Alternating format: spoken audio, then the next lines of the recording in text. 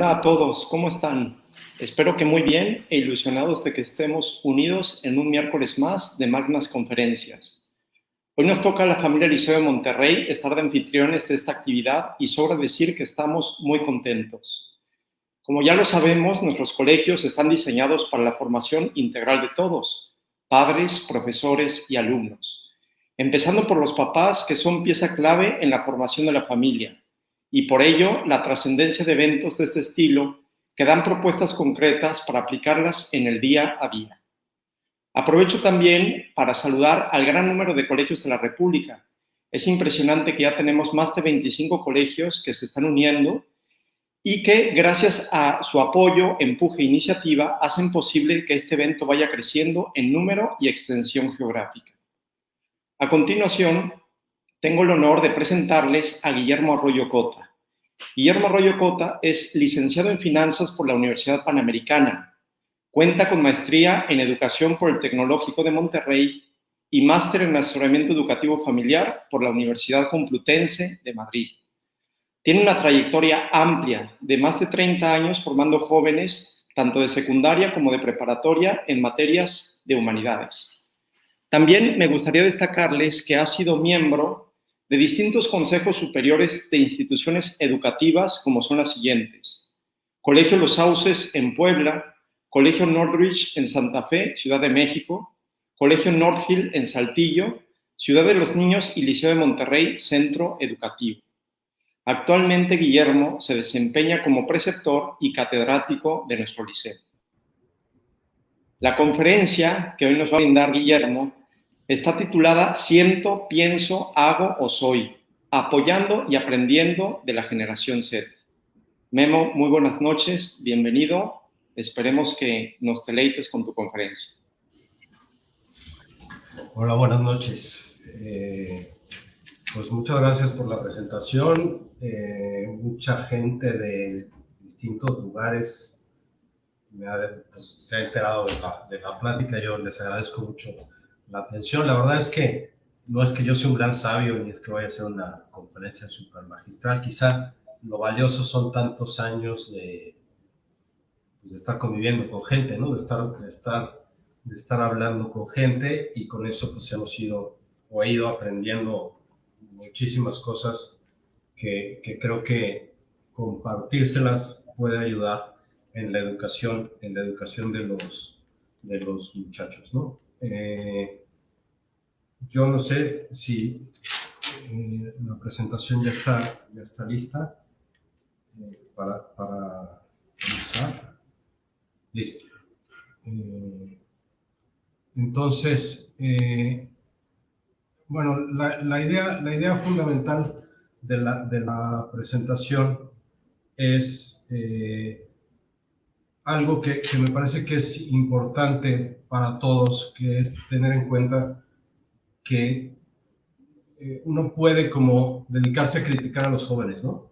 Uno puede dedicarse a hablar mal de la gente o a decir, oye, qué mal están los chavos, y pensar que nosotros estamos súper bien, y la realidad es que no es tan así, ¿no? La realidad es que tenemos mucho que aprender. Cuando me invitaron a dar la conferencia, me decían que el título fuera Educando a la Generación Z, lo cual a mí me pareció fatal, porque como un planteamiento de nosotros sabemos todo y ustedes no saben nada, ¿no? Y nosotros les vamos a decir cómo, y resulta que tenemos mucho que aprender de la generación Z, de los muchachos. Ahorita voy a explicar qué es la generación Z. Tenemos mucho que aprender, y más o menos la conferencia está pensada como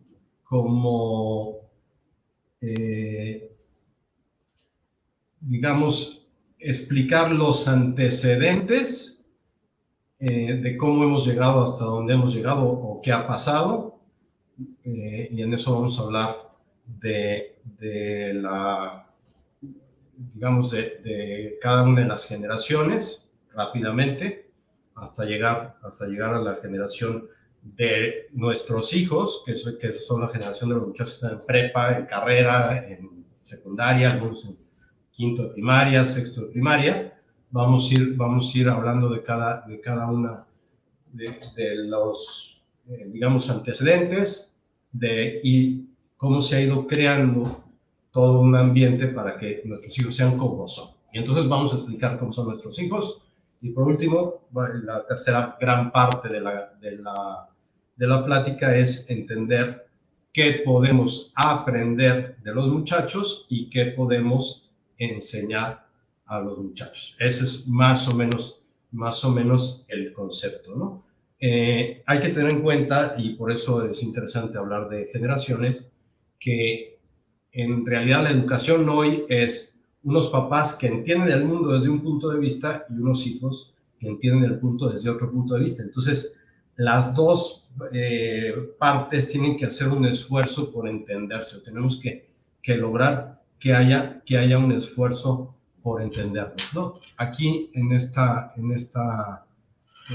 pantalla pueden ustedes ver pues más o menos cuál es la descripción, ¿no?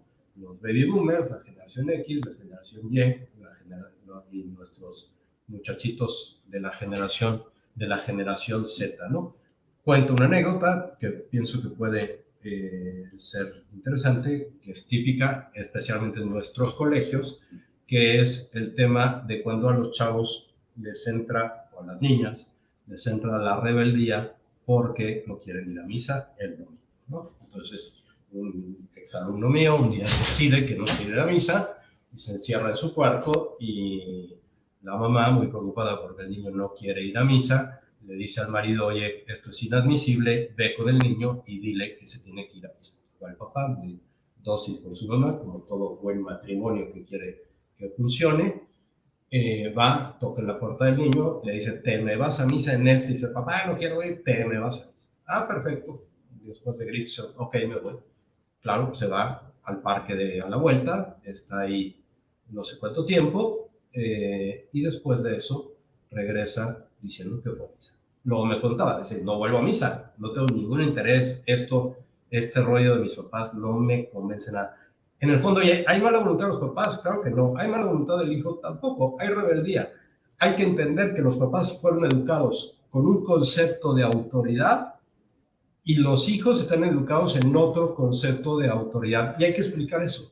Y entender esas dos realidades ayuda mucho para poder lograr empatar, ¿no? A la hora de la educación, pues hay que lograr empatar, hay que lograr que haya un diálogo, ¿no? Más o menos eso es lo que quisiera yo ir explicando en esta primera parte de la conferencia. Entonces, vamos a ver estas generaciones cómo se diferencian fundamentalmente porque es diferente el propósito de vida que tienen, ¿no?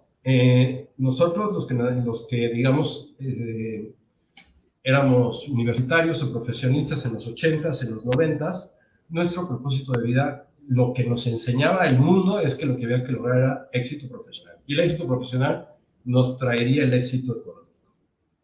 Después hubo mucha gente muy decepcionada de eso, enfermos, lo que ustedes quieran.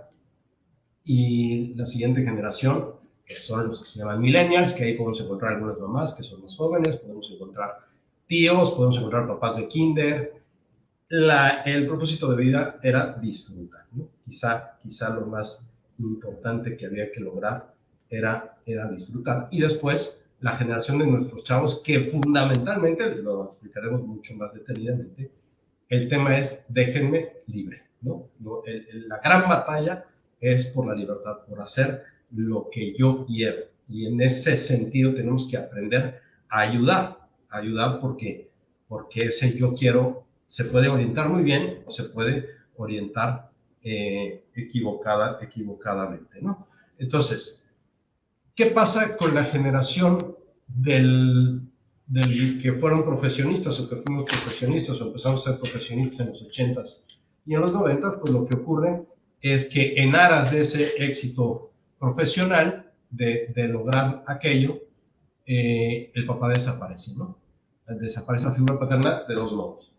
Se empieza a descomponer la familia y entonces hay divorcios, ese es un esquema, o hay otro esquema que es un papá que sí está en la casa, pero que no interactúa con los hijos, que entiende su figura como se le enseñaron a sus papás. Un señor, yo como me lo imagino, es leyendo el periódico, sentado en un sillón, cómodamente, que está a la espera simplemente de que la señora ponga la mesa, de que los niños se sienten, y solo en casos especialmente importantes interviene, ¿no? Pero el papá, pues es una figura llena de autoridad en la casa, sí, llena de autoridad, pero sin ninguna relación afectiva con los hijos. La relación afectiva es con la esposa y a través de la esposa con los hijos, ¿no? Los quiero muchísimo, sin duda, pero él dice, los quiero tanto que les tengo que dar la mejor vida. Tengo que poderme trabajar como loco, tengo que ser exitoso, tengo que lograr pues, el mayor rendimiento. ¿Qué pasa cuando no está el papá? Pues lo que pasa es que en una idea, ahí están puestas tres, pero en una idea podríamos decir, estamos creando hijos inseguros, ¿no?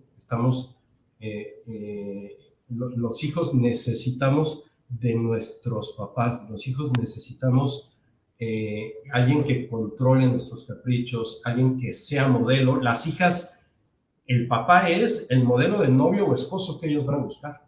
Ese es el atractivo. Entonces, desaparece el papá. ¿Cuál es el tema? Que ese papá desaparecido desaparece para una generación que necesita del papá, que es la generación de la generación Z, ¿no? Ese papá no hay cómo encontrarlo. Y en nuestras categorías dice, oye, pues es que estoy haciendo lo mejor que puedo y el típico argumento es decir, ahora que los niños están chiquitos, voy a trabajar como loco para que cuando sean universitarios podamos convivir. La realidad es que después de trabajar como loco, mientras los niños estuvieron chiquitos, llegamos a cuando los niños son universitarios y somos ilustres desconocidos para nosotros. No sabemos nada de ellos, ni ellos saben nada de nosotros, somos un proveedor de dinero, no hay una relación afectiva, y lo cual afecta al papá y afecta al hijo.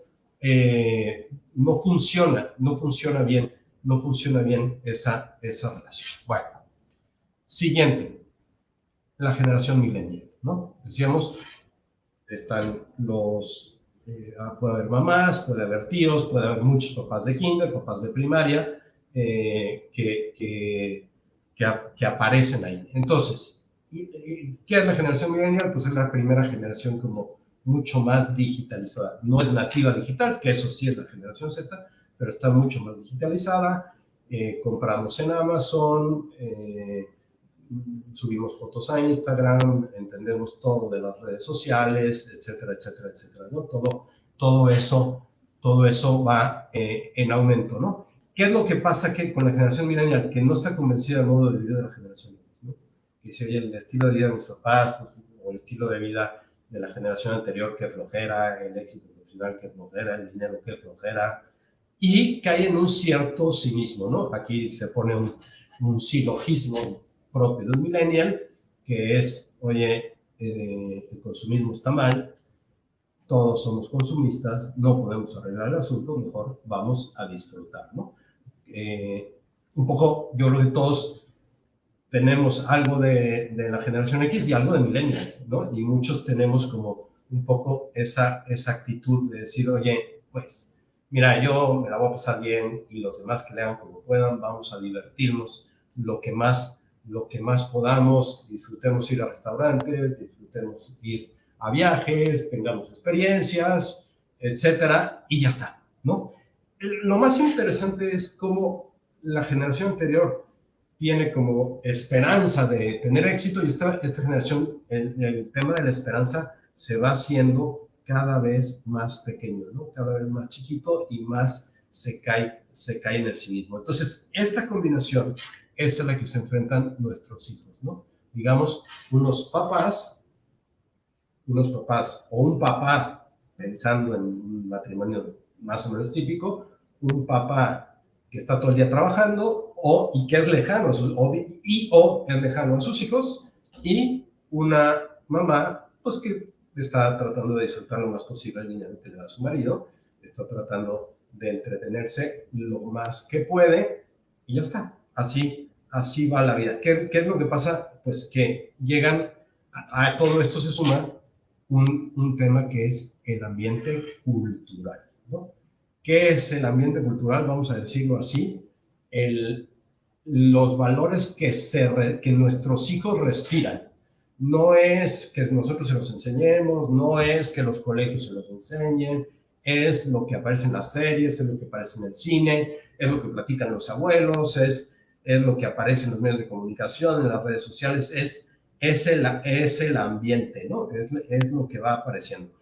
Pensaba dos ejemplos que quizá puedan ayudar a entender esto. Por ejemplo, un ruso, una persona de Rusia que haya nacido en el 2010, si le hablan del comunismo, a él no le suena nada, ¿no? No es que Rusia fue comunista del año 1917 a 1989, no le suena absolutamente, le suena un pasado lejanísimo, ¿no? No le suena a un mexicano, uno de nuestros hijos, pues puede decir, o podría decir con toda facilidad, oye, no, es que las devaluaciones y las crisis económicas y la inflación galopante, etcétera, etcétera, no le suena nada. Él ha vivido sin inflación, ha vivido en una situación bastante estable, de comercio, bueno, eso que no le suena nada, por ejemplo, está el tema de la libertad, ¿no? El tema de aquí he apuntado a 3 temas, ¿no? Pero uno es el tema de la libertad. O sea, lo normal es hacer lo que yo quiero.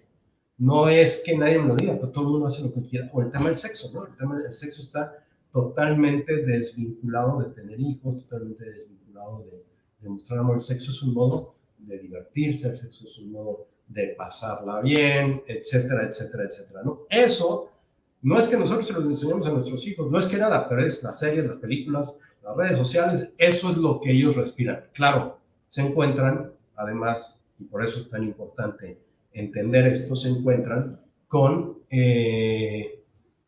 una situación que complica o que hace más difícil el asunto, que es que nosotros los metimos en un colegio que son contraculturales.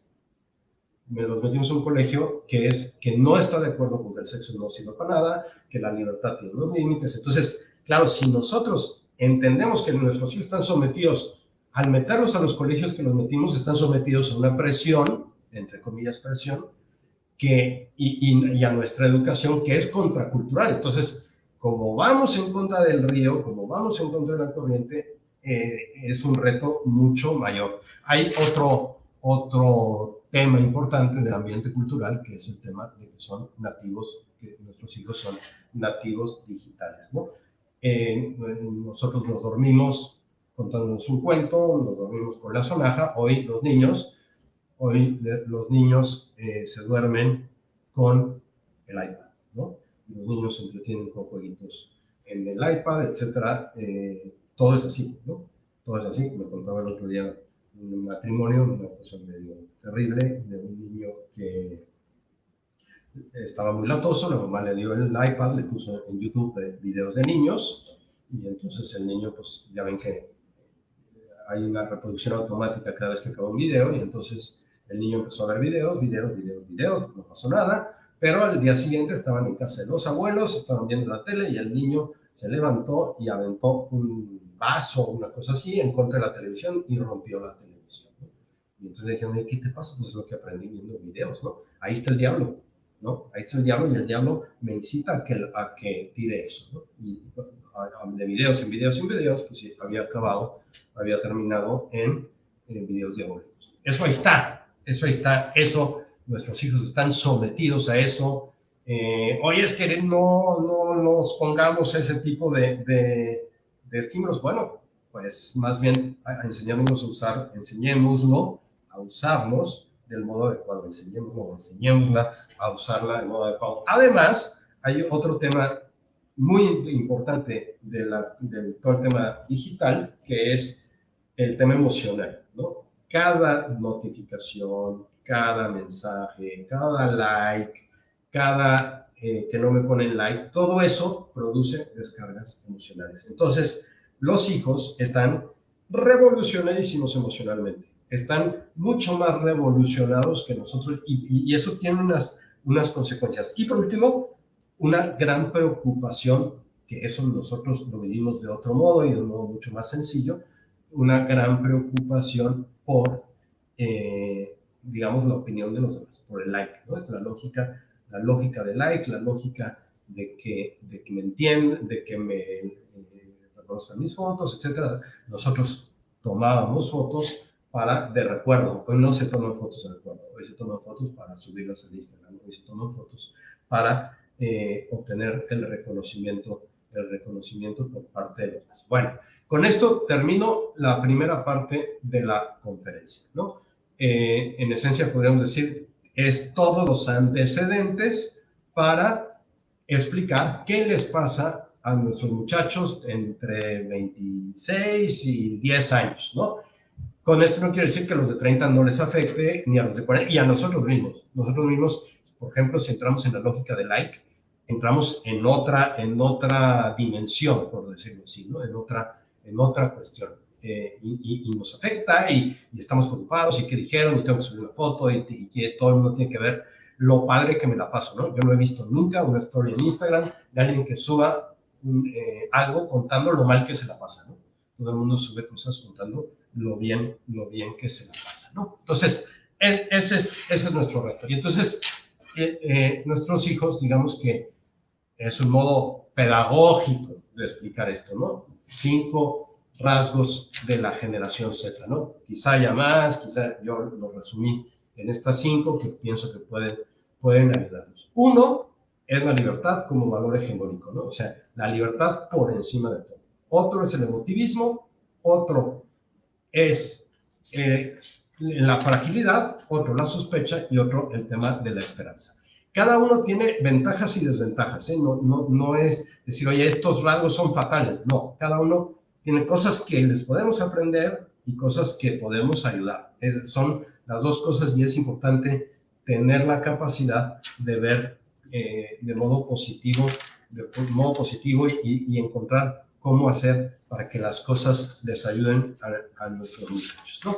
Entonces, pasamos al primer gran tema, que es la libertad como valor hegemónico. Más o menos, ¿cómo se razona hoy? ¿Cómo razonamos nosotros? En esto estamos, yo creo que todos muy afectados. Soy feliz si hago lo que quiero, no soy feliz si hago lo que no quiero, o no soy feliz si no hago lo que quiero. Así razonamos todos. Es decir, el único modo de ser feliz, para decirlo de modo positivo, es hacer lo que yo quiera, ¿no? Y entonces el tema es decir, oye, ¿cómo le hago para que lo que quiera sea lo correcto, ¿no? Hay una profunda sensibilidad a todo aquello que afecte mi libertad, ¿no? Mientras me respetes mi libertad, todo está bien, pero si quieres afectar mi libertad, quítate de aquí, ¿no? Todo lo que afecte mi libertad, no estoy dispuesto. Hay un filósofo italiano, al final lo voy a poner en la bibliografía, pero es interesante, es un filósofo italiano que se apellida Galimberti. Y entonces este filósofo dice, es un filósofo que escribe para una columna en un diario comunistísima de Italia, que se llama La República, no sé comunistísima, pero bastante rojo, que se llama La República, escribe cartas a los jóvenes, y escribe cartas que le mandan los jóvenes, y de ahí ha ido sacando libros, ¿no? Y es bastante, digamos, un hombre que carece de esperanza, bastante, pues, inmediato, o nihilista, o como queramos llamar, pero explica muy bien qué le pasa a los jóvenes, ¿no? Nos va a dar muchas luces lo que dice aquí, porque es interesante. Por ejemplo, para explicar este tema de la libertad, dice que en la generación X, o en la generación nuestra, en las generaciones nuestras, la depresión, la tristeza venía porque las personas encontraban cosas que tenían que hacer que no hacían. Y el que no hace lo que está mandado, el que no lo hace, todo eso le va produciendo tristeza. No llega a un estándar. Dice, ahora no. Ahora, ¿qué es lo que deprime a la gente joven?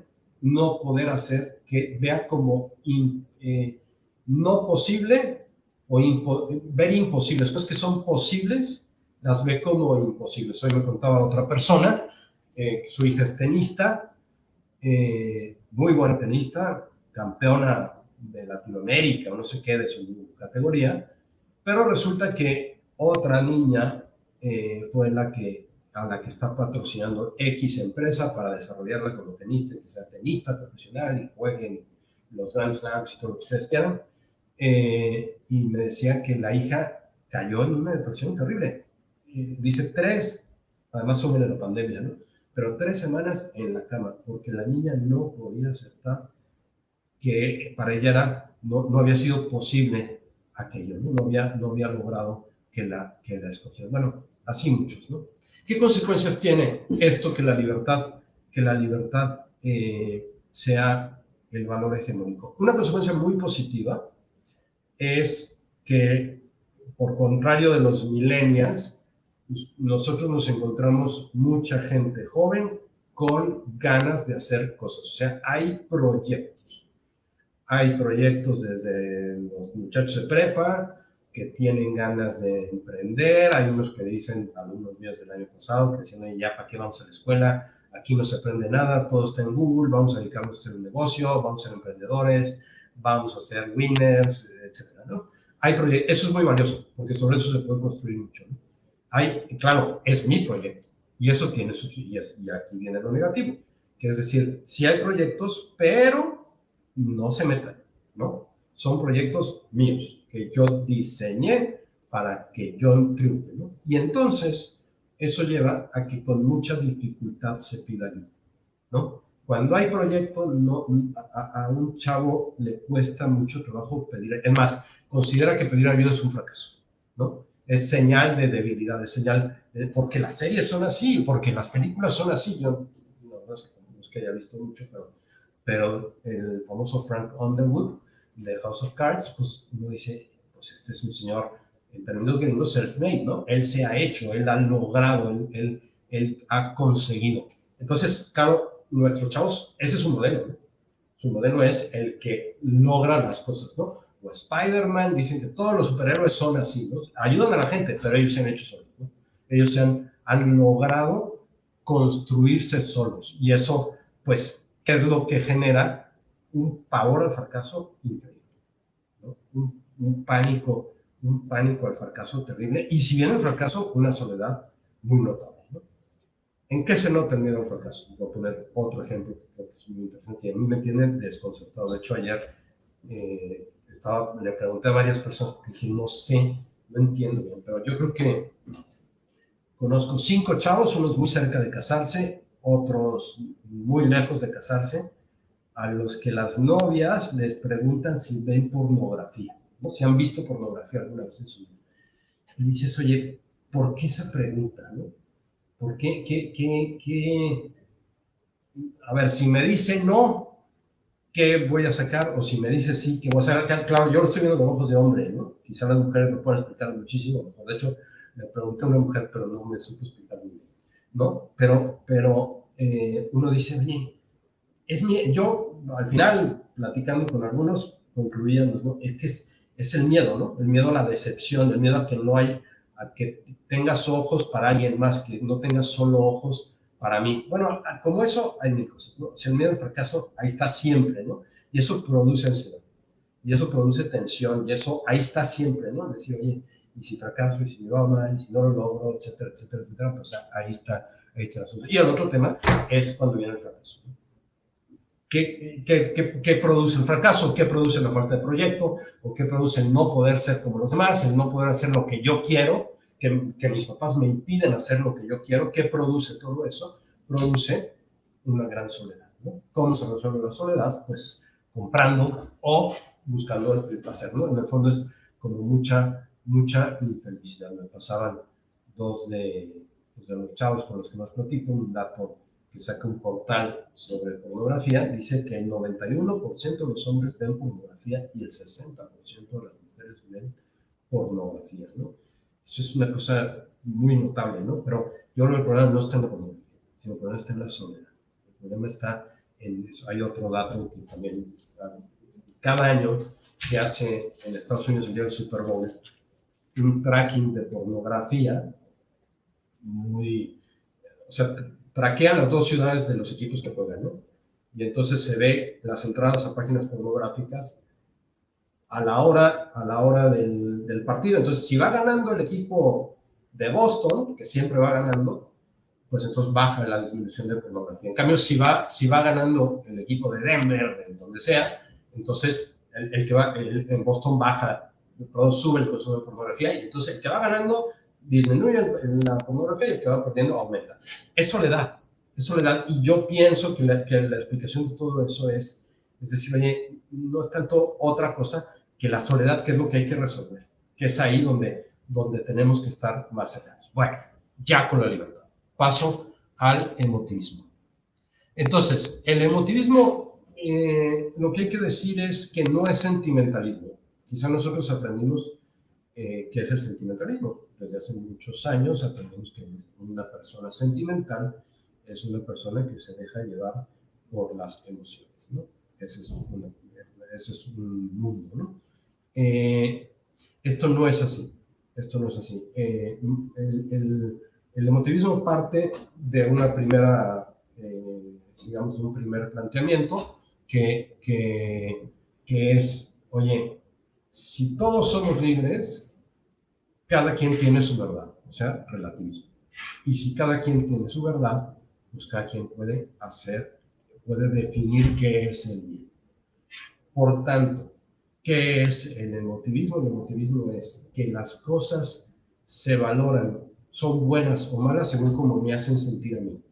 No son buenas o malas en sí mismas, no son buenas o malas porque me lo explica, no. Si me sentí bien, está perfecto, ¿no? Si me sentí mal, no está bien. Me contaba un chavo que tuvo una relación prematrimonial, me decía, pero lo muestra muy bien, me decía, yo sé, me dice, oye, me sentía todo dar, lástima que soy católico y me tengo que confesar, pero estuvo a todo, o sea, no me arrepiento de nada.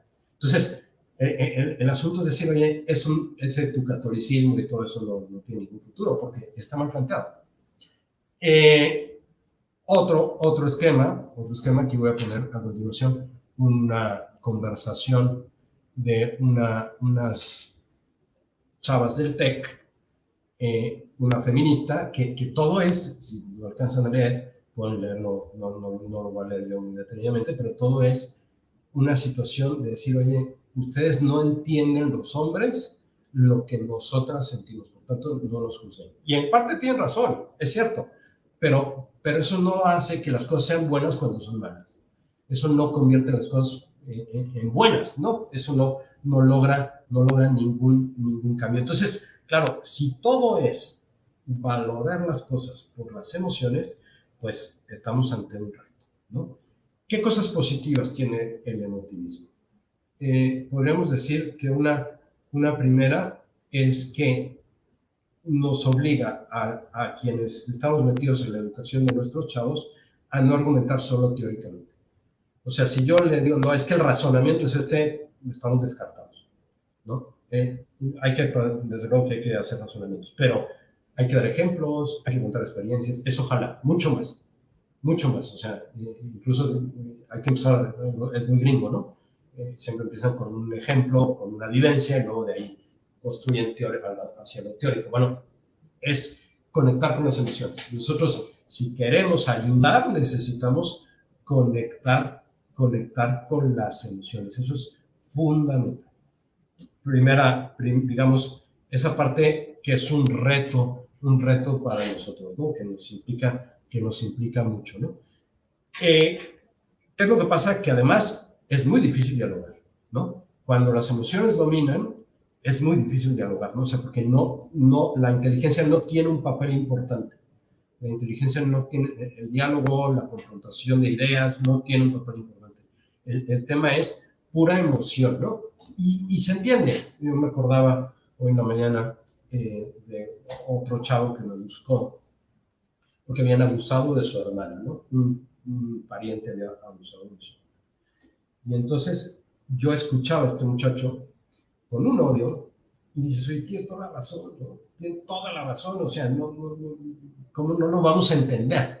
Lo que pasa es que dices, oye, ese odio no ganas nada, ¿no? Vamos a buscar soluciones, lo denunciamos en la policía, lo metemos a la cárcel, hagamos algo, pero vivir con odio no lleva a nada, ¿no? No funciona en absoluto. Paso al siguiente tema, que es la fragilidad, ¿no? Entonces, ¿cuál es el tema de la fragilidad? ¿O por qué hay fragilidad? pues en esencia hay fragilidad porque por, por el emotivismo, ¿no? Y porque hay un gran miedo al fracaso, ¿no? Hay un pavor al fracaso terrible, ¿no? Entonces, ¿qué ventajas tiene esta fragilidad? Tiene una ventaja muy interesante, que es que los chavos siempre piden consejo. Nunca se lanzan solos, siempre piden consejo, y eso más por miedo al fracaso que por prudencia, pero también es prudencia. Y eso vale mucho. Ahí tenemos, si logramos tener autoridad ante los chavos, con mucha facilidad nos buscarán, ¿no? ¿Y qué es lo que nos da autoridad? Podríamos plantearnos. Y uno podría decir que noten que nos interesan desinteresadamente, que noten que no son la diversión, que no son un alumno más, que no son un hijo más, sino que cada quien nos interesa desinteresadamente. Y cuando notan eso, esos modelos se vuelven faros iluminadores de personas, ¿no? Se vuelven una verdadera maravilla, ¿no? Entonces, ahí hay todo. Te cuento otra anécdota que muestra muy bien la fragilidad. Este no es un chavo de nuestros colegios, lo conocí aquí en el Liceo de Monterrey hace exactamente 12 años. Aquí en Monterrey hay una cosa que se llama el Grupo de los 10, que es más o menos como el Olimpo de los empresarios, ¿no? Los 10 son el verdadero Olimpo de todos los empresarios. Bueno, pues este era hijo de uno del grupo de los 10 y era el portero de un equipo de fútbol de mis alumnos. Y entonces mis alumnos me invitaron a jugar fútbol y este era el portero y nos caímos bien. Él estudiaba en otro colegio, pero nos caímos bien y entonces empezamos a convivir. Y un día me dijo, te invito a comer. Dije, perfecto, pues vamos a comer. Me llevó a comer como todo centro de ciudad, creo, ¿no? Siempre hay unos tacos atrás de la catedral, ¿no? Entonces fuimos a los tacos detrás de la catedral, de aquí, nos gastamos 70 pesos entre los dos en la comida, unos tacos llenos de grasa, bien, ¿no? Ya comimos, platicamos, lo que fuera, y de regreso, llegando a una farmacia, se mete al estacionamiento como muy violentamente, y entonces me dice, oye, ¿tú qué quieres de mí? ¿Por qué me atiendes? ¿Por qué me pelas? ¿Por qué quieres mi dinero? ¿Quieres contactos con mi papá? ¿Qué quieres? ¿No? No, pues no quiero nada, ¿no? Yo, pues, somos amigos y ya está, y quiero platicar, y lo cual fue muy bueno porque se generó una especial confianza. Y me contaba una cosa muy interesante, que es mucho del tema de la fragilidad. Me contaba que él llevaba, pues, quizás desde la prepa fumando marihuana todos los días. Y me decía ok, pero ¿estás de acuerdo que fumas marihuana porque sí, porque te estás evadiendo de algo? Le digo, sin duda, ¿y de qué te evades? Dijo, me evado de que no logro ser lo que mi papá espera que yo sea. Y no logro comunicarle eso a mi papá. Mi papá tiene una gran expectativa de mí, pues, el grupo de los 10, un hijo de mí, ¿no? No se pide ni Garza, ni Sada, ni Villarreal, ni nada. Pero tiene una gran expectativa de mí y no llego.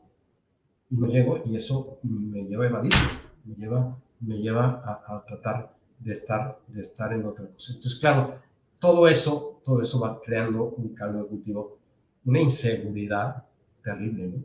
Una inseguridad terrible. Entonces, en positivo, la fragilidad. Si sabemos dar seguridad, arreglamos muchísimo. Si dejamos al chavo solo, es una inseguridad muy notable, ¿no? Que a veces luego se manifiesta en conductas aparentemente seguras, ¿no? Y no, yo soy un borracho, y yo fumo droga, y yo no sé qué. Espérate, la verdad es que es pura inseguridad. Bueno, cuarto rasgo, la sospecha.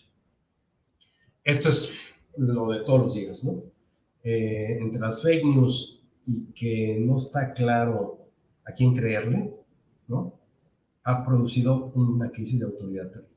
Hoy la autoridad formal, o sea, el profesor, el papá, el policía, el director del colegio, etcétera, pues yo como profesores tenemos como 50 minutos de autoridad formal en el curso, y después desaparece, ¿no? ¿Qué nos da la autoridad? La autoridad moral, ¿no? Pero los chavos sospechan de entrada. Sospechan del papá, sospechan de la mamá, sospechan. O sospechamos, yo creo que ya todos estamos, ¿no?, como muy afectados por esta realidad, ¿no? Hay toda una interpretación, podríamos decirle. En el fondo es un sentimiento de decir, oye, no funciona el mundo. ¿Quién me puede enseñar cómo sí funciona el mundo, no? ¿Dónde encuentro aquello que me facilite que funcionen las cosas, ¿no?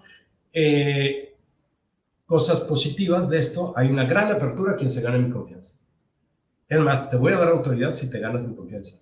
Ahora, ¿quién se gana la confianza? A veces los videos, a veces los influencers, a veces, pues no sé, una serie. O sea, no, hay una gran apertura, eso es bien valioso de los chavos. Hay una gran apertura por encontrar a alguien que se gane mi confianza, en quien yo pueda confiar. Hay un chavo que ya no está el chavo, pero que cuando estaba en prepa, digamos que tuvo un año difícil, como muy relacionado con el alcohol, ¿no? Entonces, en 3 borracheras, deshizo 3 carros, ¿no? Y claro, que fue como en feria con sus papás, pero una cosa muy interesante es que la mamá siempre estuvo ahí, ¿no? Ahora ya ha pasado mucho tiempo, quizás hace 10 años que ocurrió aquello, le preguntas a ese chavo y él dice, oye, mi mamá y un amigo siempre estuvieron ahí. Me comprendieron, me ayudaron, platicamos, etcétera, etcétera, etcétera. Bueno, ahí está nuestra tarea, ahí está nuestro trabajo. Implica un chorro de dedicación de tiempo, de saber estar ahí, de no desesperarse, de tener paciencia, de comprender, de saber que son jóvenes, que se van a equivocar, etcétera, etcétera, etcétera, ¿no? Pero es que si no se quedan solos, si no hacemos esa tarea nosotros como adultos, estamos generando una generación, ¿no?, generando personas, para no ser redundante, estamos generando personas solas, ¿no?, solas y abandonadas, ¿no? Y eso, podríamos decir, estamos generando un mundo infeliz, pudiendo generar un mundo feliz. Último rasgo, la esperanza, ¿no? Como decía al principio, hay algo de esperanza cuando hablaba de la libertad. Hay deseos, ¿no? Sí hay deseos, hay corazones grandes, ¿no? Yo la verdad es que aquí apuntaba ejemplos de corazones grandes porque hay muchos, ¿no? Hay gente con muchas ganas y te encuentras uno que quiere estar en movimiento pro vida y te encuentras otro que quiere ayudar a la gente a evitar la pornografía, te encuentras otro que quiere ayudar a personas. O sea, sí hay mucha gente con ganas. El asunto es hacerles el mundo. El asunto es estar con ellos, ¿no? Porque nosotros podemos caer en la actitud millennial, ¿no? Decir, viejito, ya ni para qué haces eso, ¿no? Oye, eso no sirve. Vamos a comer aquí a un restaurante cerquita, echarnos unos tacos y ya, olvídate de estas historias, ¿no? Eso. O bien, el otro tema que puede pasar es que parecería que en algunos el proyecto basta con ser joven. Lo que quiero yo es ser joven. Y lo único que tengo que hacer es cuidar, no perder mi juventud, ¿no? A mí me llamó mucho la atención un día dando clase con chavos de primero de prepa, les decía de una persona homosexual que tenía 50 años, ¿no? Y entonces dicen, no, profesor, eso sí no. O sea, ser gay es para gente joven, no es para usted. O sea, ya en ese momento ya, o sea, y es eso, es una visión de gente como decir, oye, el proyecto es ser joven, ya soy joven, pues ya está, ¿no? No hay que, no hace falta tener visión, y resulta que uno dice, oye, es que ya diseñé mi proyecto de vida hasta los 35, perfecto, y de los 35 a los 70, ¿qué vas a hacer? No, es que yo a los 35, ya. Y luego los otros 35 años que armamos o que organizamos, qué cosas. Entonces, si hay esperanza, quizá un poco cortoplacista, ¿no? Ese es el asunto. Bueno, termina con esto la segunda parte y pasamos a la tercera parte rápidamente, que es qué aprender y cómo ayudar, ¿no? ¿Qué aprender? ¿O qué podemos aprender? Uno, podemos aprender el valor de la libertad, ¿no? O sea, los chavos no van a aguantar imposiciones. Y eso es bien valioso, ¿no? Son ellos, ¿no? Y eso ayuda. El tema religioso es súper complicado porque el otro día leyendo un portal católico que me ayudó, ¿no? Decía, ¿qué hacer si mi hijo no quiere ir a misa? ¿No? Y entonces decía, lo peor que puedes hacer si tu hijo no quiere ir a misa es decirle que sus razones no son valiosas, ¿no? Escúchalo. Y si sus razones son valiosas, déjalo que no vaya a misa. Porque el chavo habrás ganado mucho más en confianza, lo cual te permitirá que luego vuelva a misa. En cambio, si le dices que no tiene razón, nunca volverá a ir a misa. ¿Qué es lo que pasa? Que nosotros estamos educados en un catolicismo, podríamos decir, como muy, decir, yo soy católico, dicho así muy rápido, si voy a misa, si hago la primera comunión, si bautizo a mis hijos, si todos los domingos estoy en misa, ese es un buen católico. Y en la vida cotidiana, ¿qué importa? Y así tratamos de educar a nuestros hijos y eso a los hijos no les convence. Bueno, o los profesores de teología lo mismo, ¿no? Pues si oye, muy sacramental, muy de dogmas que hay que hacerlo, yo no digo que no, pero es incompleto.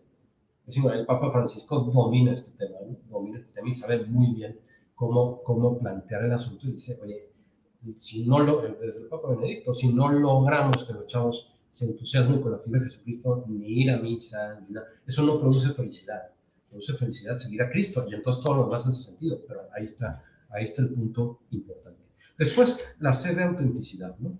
La sed de autenticidad que la gente valora la coherencia y por tanto valora mucho que sepamos pedir perdón. Cuando sabemos pedir perdón, la gente está contenta. No hay problema, ¿no? Cuando somos sencillos, cuando decimos lo que pensamos. No se trata de no tener errores, sino de saber pedir perdón. Y otras dos cosas, siempre, los chavos tienen una gran apertura. Nosotros podemos aprender mucho de eso. Nosotros quizá tenemos la tendencia a descartar cosas, ¿no? Y los chavos tienen una gran apertura a cosas que les hagan sentido. Y eso es una gran lección. Y por último, está el tema de la amistad, ¿no? Agradecen muchísimo la ayuda, ¿no? Son súper receptivos al testimonio y a la experiencia. Y eso es maravilloso y eso hay que aprenderlo, ¿no? Una estadística de este filósofo italiano que saca, que es interesante, dice que en una encuesta que hicieron en una ciudad de todos los católicos que dejaron de ser católicos, que eran muchos, el 68% de las personas decían, yo dejé de ser católico porque no encontré a alguien que me resolviera mis dudas, porque no encontré a un adulto que tuviera la capacidad de resolver mis dudas. Y ahí podemos hacer muchísimo.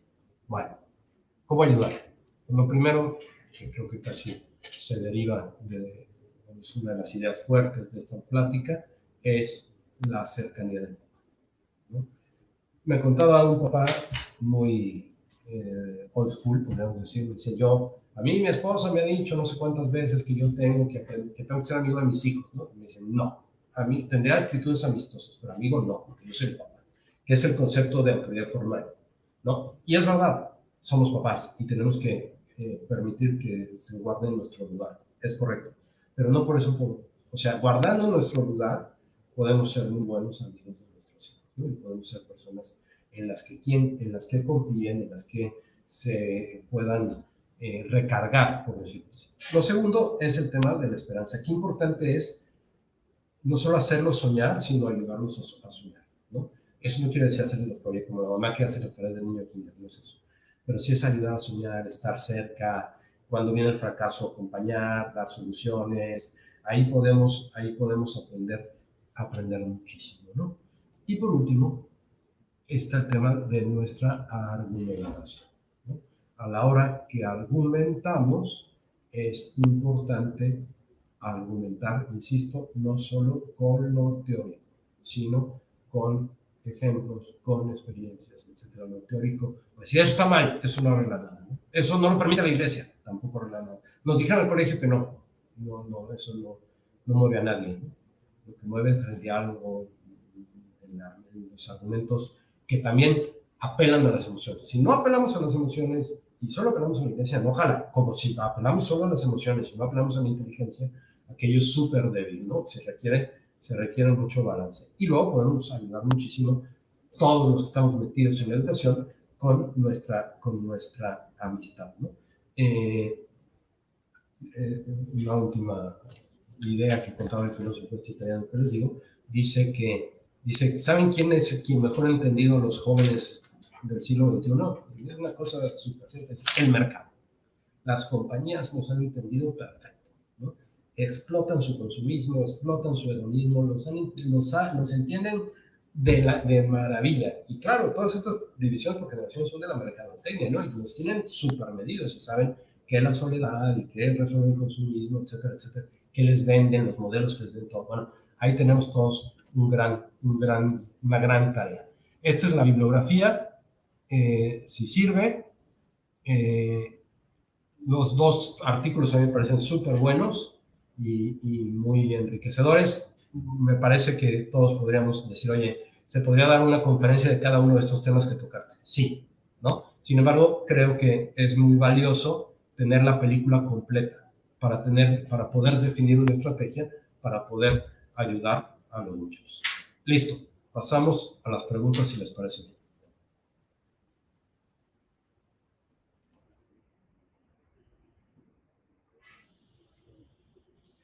Dice, con respecto a la participación del papá en la educación de los hijos, ¿qué es más recomendable? ¿Tiempo de calidad o de cantidad?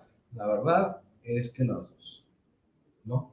La verdad es que tiene que ser tiempo y cantidad. No sabemos cuándo nos van a ir a preguntar nuestros hijos sus dudas. No lo sabemos, ¿no? O sea, hay que estar ahí. ¿Cuándo? ¿Quién sabe? Me decía un papá un día, papá súper buen educador, tiene 10 hijos ya grandes todos, pero me decía, es que hay que estar, ¿no? Y se va a la playa con los hijos y se va de viaje con los hijos. Y ahí, en esos momentos, pues aparecen las preguntas. O sea, si hay que sacrificarse como papá, sí, ¿no? Si hay que sacrificar eventos sociales, si queremos que los hijos sean felices, necesitan un papá fuerte, ¿no? Listo. ¿Cómo afecta la ausencia del padre a esta generación? ¿Repercute en sus comportamientos y desventajas a futuro? Sin duda, creo que ya lo expliqué, lo digo así con mucha rapidez. Lo que produce es inseguridad, lo que produce es falta de una figura masculina atractiva, y entonces para las niñas, pues no saben qué novio quieren tener, no saben qué modelo, no les gusta el de su papá, y para los niños, pues no tienen modelo de cómo ser hombres, ¿no? Entonces, el modelo de la mujer, pues no, pues pueden agarrarlo y entonces se desvían, o pueden no agarrarlo y entonces están medio perdidos, ¿no? Oye, que tenemos que ser papás perfectos, no tenemos que ser papás perfectos, tenemos que ser papás pues que hacen lo que pueden y que piden perdón y que nunca es tarde. Algunos de ustedes pueden decir, oye, pues ya mi hijo tiene 18 años, ya se me hizo tal. No, nunca es tarde para empezar, ¿no? Y nunca es tarde para pedir una disculpa y nunca es tarde para fomentar, decir, oye, con mi hijo de 18 años, pues me puedo ir a cenar, a echar unos tequilas, pues, y no pasa nada. Si los centennials están inmersos en un ambiente de logros fáciles, ¿cómo ayudarlos a salir de sí mismos y darse a los demás? Sí están metidos en un ambiente de logros fáciles, pero tienen ganas de logros difíciles. Sí quieren, ¿no?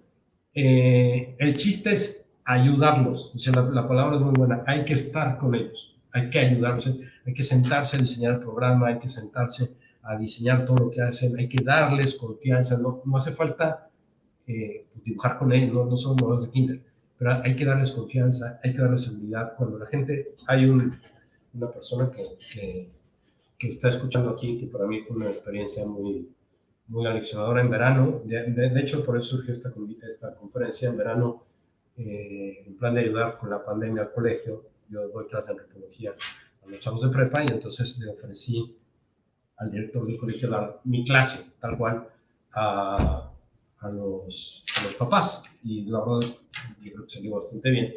Y entonces le pedí a un exalumno que diera una clase que está muy metido en el tema de la ideología de género. Y yo no, y este tiene 20 años. Le dije, oye, da una de las clases. Yo tengo que reconocer que fue la mejor clase, ¿no? Que fue la mejor clase, la mejor preparada, la mejor argumentada. A los papás les gustó muchísimo. Es cosa de dar confianza. Y no son logros fáciles. Es cosa de dar confianza. Y eso facilita mucho, ¿no?